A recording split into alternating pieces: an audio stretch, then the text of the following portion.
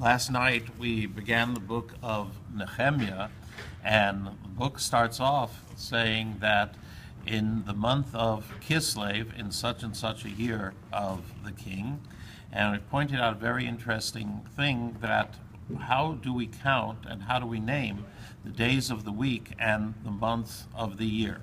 So in the Torah, the days of the week are called by the first day, the second day, the third day. Very creative way of doing it.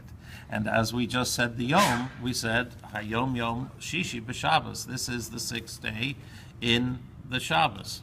And when it comes to the months in the Torah, we count them as would have been in the Torah reading. In the first month, the second month, the third month, etc., we call the months also with a very creative way, numbering them 1, 2, 3, 4, 5, 6.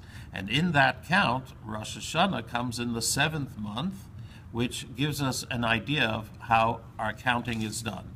That is, the counting of the days of the week count towards Shabbos, one of the major events that takes place in the world. The counting of the months relate to the time of Nisan, the Exodus from Egypt, the second major event of the world.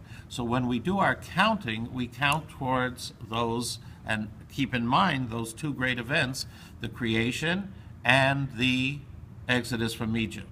However, as the Gemara says, when we came out of Bavel, out of Babylonia, and returned to the land of Israel, as the Ramban, as Nachmanides explains, the names that we then took were the names based on Babylonian names. And we call them by the names basically used then. For example, the month of Kid-Lev. The Ramban says because it was foretold by the prophets that no longer will you say, I am God who took you out of Egypt, by it I am God who took you up and brought you up.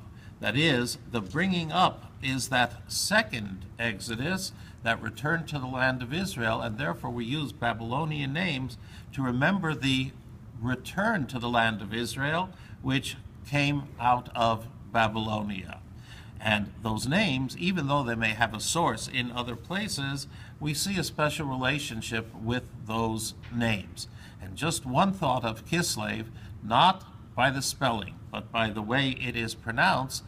It is composed of two words, kis, pocket, and lev, heart, which would tell us, obviously, that when we say, I'm a good Jew at heart, we have to be a good Jew also in the pocket, to do and fulfill the things that we really want to do in our heart, to put them into action, as very often it's digging our hands into our pocket to do what is important.